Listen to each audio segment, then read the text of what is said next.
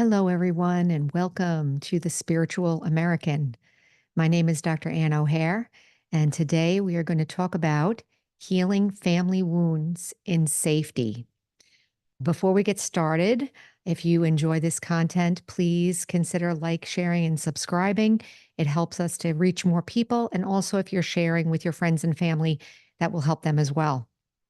Healing family wounds in safety. It's a big topic. I think that we all have different levels of, let's say, hurt or concern related to family. I know some people that have a really good family life. Some of us have had challenging family experiences still, maybe some relationships are working great and I feel close and open and trusting. Maybe some I haven't spoken to people in a long time, or maybe I still have hard feelings and it's hard for me to even think about them in a positive way. So today we're going to talk about the importance of family. We're going to talk about how to begin to start the self-care process, how to look at your own feelings related to your family and the situations that maybe you've experienced. And then a couple of other little tips along the way. I'm going to tell a little bit about my story and then transforming our attitude to an attitude of service related to our family, which is kind of maybe a little bit different than maybe we thought about before. So, the importance of family. Every culture has ideas about family. And I come from a Italian Irish cultural background, but I'm American, of course. And Italian, Irish, Italian especially, family is very important. Um, Maybe I could say that there's a lot of emotions with family, with the Italian background. People use the word passionate, yelling, a lot of expressions, a lot of verbal communication. There's a lot of closeness that's available in Italian families, and I'm using Italian as an example because there are groups of people, right, that look at family differently, maybe have different,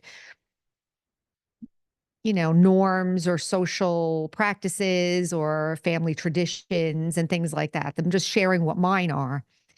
But I want to say that as a human being, I think, and as a spiritual being with karma, right? We talk about karma in the other videos.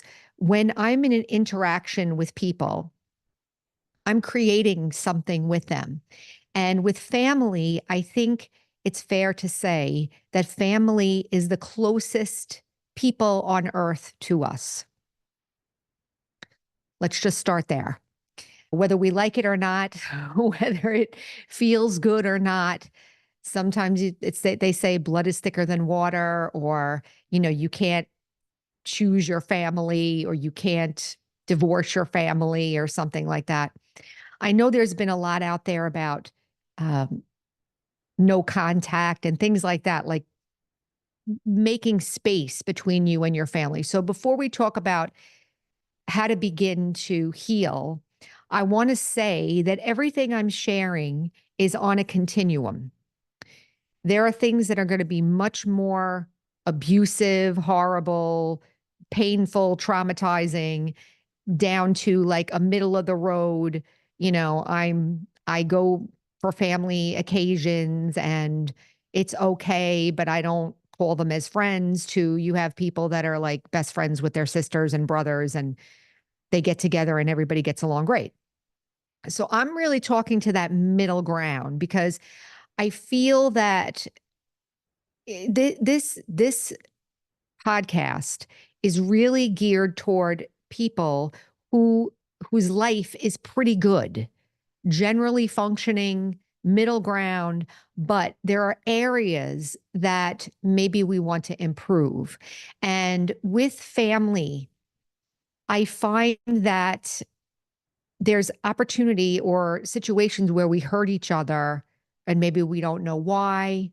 Maybe, we hear the words expectations, and we talked about expectations on another episode where I believe that expectations are okay.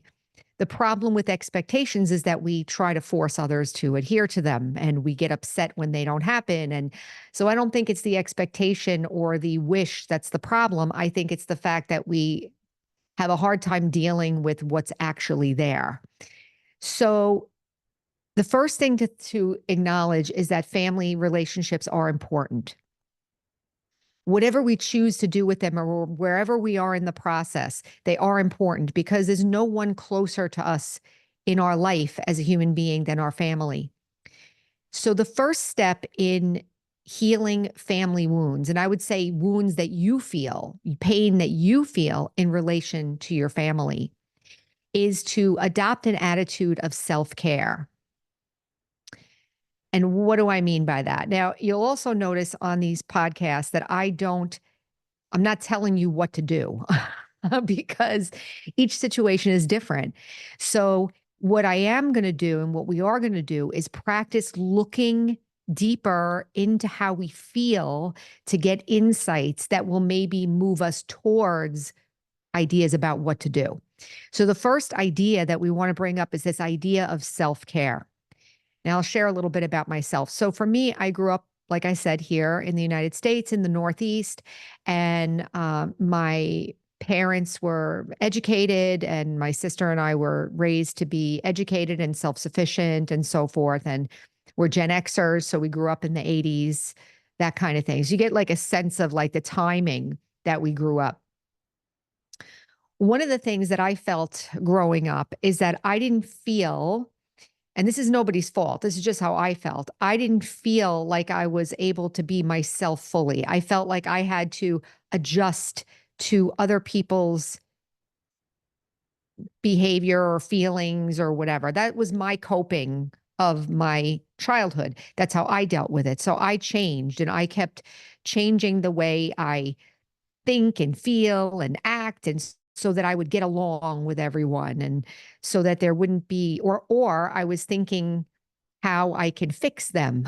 I hope I'm not alone in this. These are two of the main things that I experienced. One is that I would adjust myself to try to match them. And the other thing I would do is try to fix them. So I was judging them and also trying to stifle myself so that I wouldn't have any conflict with them. Because of that, there was a lot of pain growing up, and I developed a personality, a kind of a personality, which now part of the spiritual process is to take a look at your own personality that you created and take a look at it in a way that's non-judgmental, that's merciful and loving and with understanding and spiritual knowledge. So one of the things I had to do was I had to not blame anybody for how I felt in my childhood, which I did. I don't blame anybody for how I felt or how I experienced it. But then how do I heal those feelings? So for many years, I was not comfortable around certain people in my family or anybody in my family. As a matter of fact, sometimes I don't feel comfortable around people, you know, and I want to say in general, but a lot of those old patterns will come up when I'm around people, different kinds of people, different situations, and so forth. And what that does is it triggers this old way of dealing with life, which is either I'm not in touch with my own feelings because I'm trying to adjust to whatever's going on, or I'm judging what's going on and I'm trying to control it. Now, both of those things cause pain and discomfort within me. I don't feel free. I don't feel happy. I'm not really listening to anyone. I'm not open to anyone. So actually, we're talking about family wounds, but this could just be wounds with anybody, any relationship, right? So the first thing I need to do, and the first thing I've done, is I've adopted an attitude of self-care. And what does that translate into? It translates into I need to create a space between myself and the trigger or the situation that brings up that response in me. So for me, it's, when I'm with people, when I'm talking to people, those things would get triggered. And then after I would leave, or even within, I would feel frustrated or upset. So how do I create that space? Well, you can create it physically, you can create it verbally, you can create it emotionally, even financially. There's all kinds of like ways to kind of step back a little bit. Now, each situation is different, and I'm talking about principles. And the principle is that I need to give myself a chance to understand what I'm actually going through. One of the things that I discovered is that I didn't really know what I felt most of the time. I was very focused on what other people were doing, what was supposed to be done right.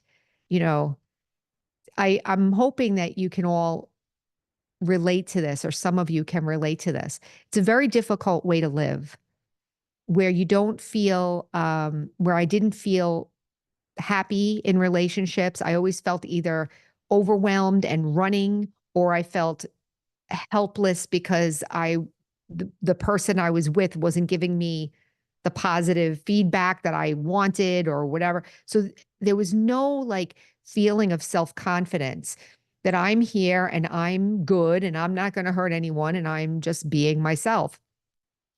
So what I did and what I am continuing to do is continue to give myself some space. So one example is I stop talking so much or stop sharing my life with others. Actually, as I'm sharing this, I'm thinking there's another principle out there. What do they call that?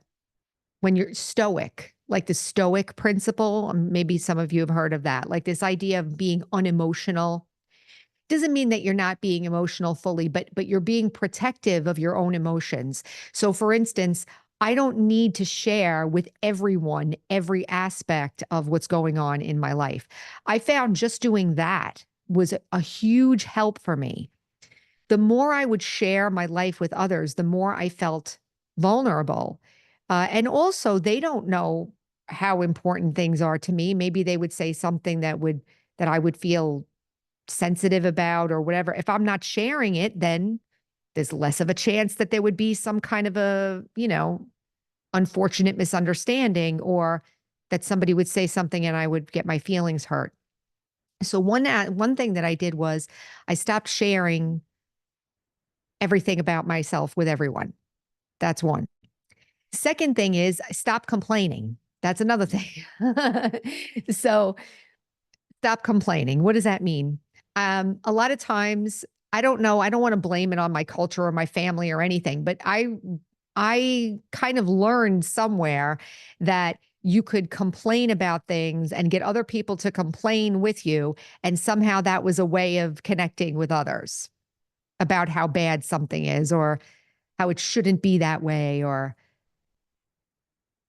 I mean, I'm hoping that you all can relate to this, because what I want to do is I want to tell the truth about some of these behaviors and how they feel inside.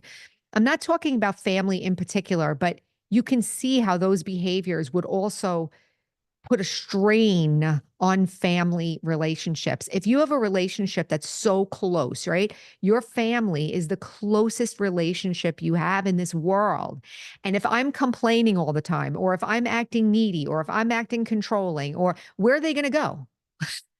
They can't divorce you.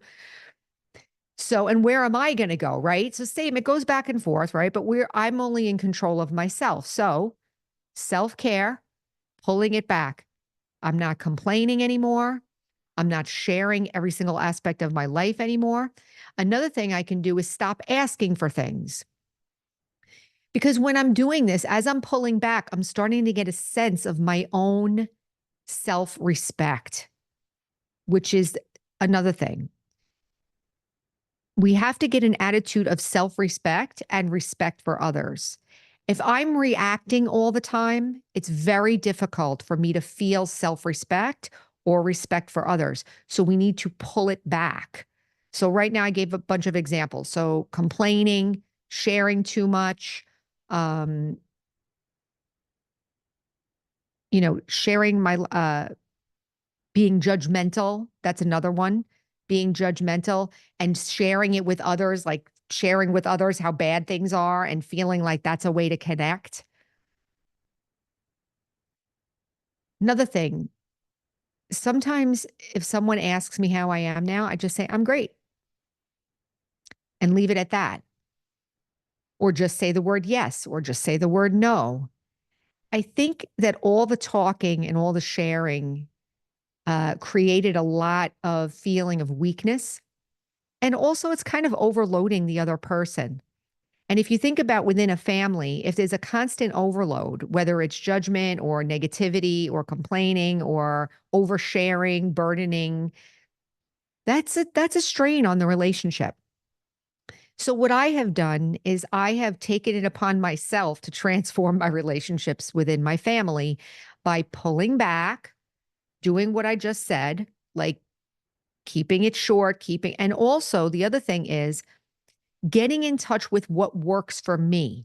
Because one of the things that I had done in the past is if somebody needs something, I would just do it and not ever take care of my own needs, ever. So I would, not eat or not sleep or not do my homework or not do my work or something like that because somebody wanted something and I would be out there to do it. That's a very unhealthy thing. Um, there's members of my family that are very good at this thing, like this personal boundaries thing. I had to learn it because I didn't have any personal boundaries or hardly any. But having personal boundaries meaning that you can say to the person, "No, thank you. I'm not able to do that." You know, but be genuine. This is the other thing. Be genuine about your boundaries that you're setting. Now, in these boundaries and these self-care things, anger has no place. I'm not blaming anyone. I'm really just trying to figure out where my own boundaries are in terms of giving and taking of energy. I think that's kind of the main principle of this is that within families, the giving and taking of energy is so intense and so close. It's very hard to escape that kind of closeness. So if I just gently pull myself back, attitude of self-care, and begin to look at where I maybe can pull back, you'll know the areas where it's too much. They're the areas where it hurts or where I feel out of control or where I feel resentment or where I feel sad, you know? Sometimes we feel sad about our relationships because they're not fulfilling or they're not making us happy. One thing I can tell you in this process that I've experienced, and one thing about the law of karma, like I promised you that I'd share with you tidbits of knowledge as we went through this, that the universe or whatever you want to say will always give you an opportunity or another chance to make it right.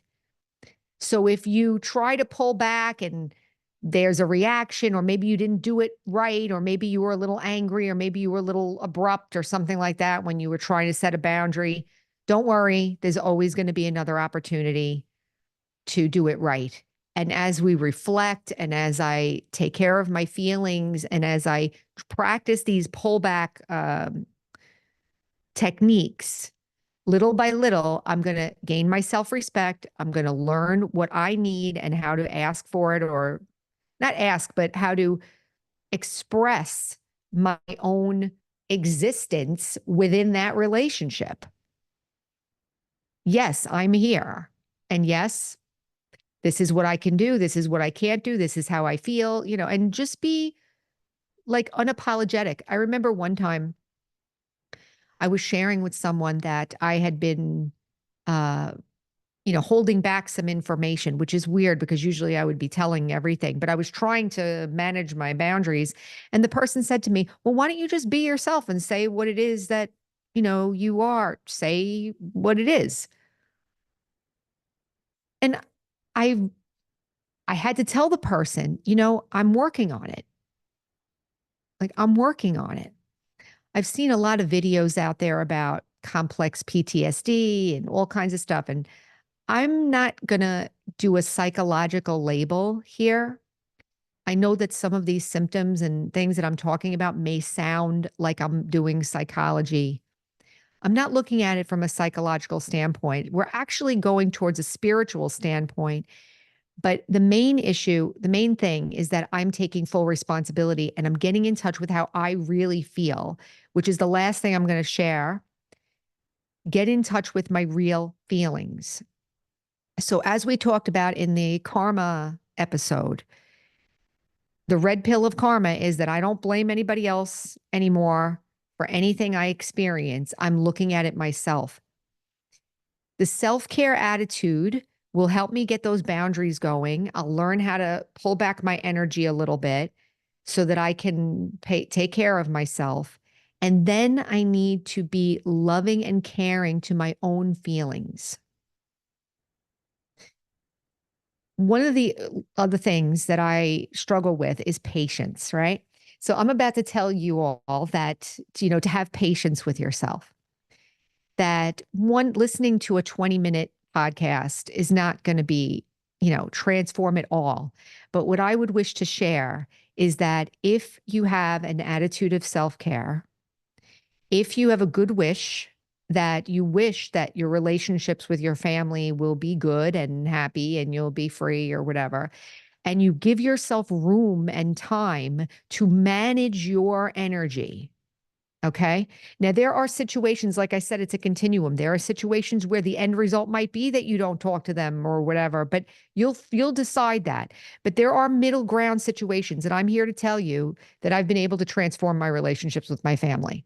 And now I'm able to be with them and be with them in a way. There's a couple of people that I'm still working with, still having some distance, but there are some close family members that I've really transformed and feel much, much better. It is possible to get your self-respect back, to be able to respect them exactly the way they are, and to be able to get control over your energy comings and goings. I hope that has given you something to think about. I know that a lot of you are already working on these things. What I would hope is that you're able to drop the judgment, drop the anger, drop the frustration, and just take a step back, look at how you feel, be responsible for it, and play with those boundaries. See if you can pull back enough that you can have some self-care and make a difference in that area. So I'm going to leave it there. Remember, the slogan for this podcast is heal, empower, and serve. So I talked about service there in the beginning, but whenever I transform myself, it's service to those around me, especially family.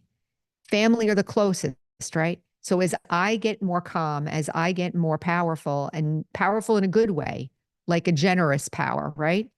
They benefit. So I'll leave it there. Until next time, take care.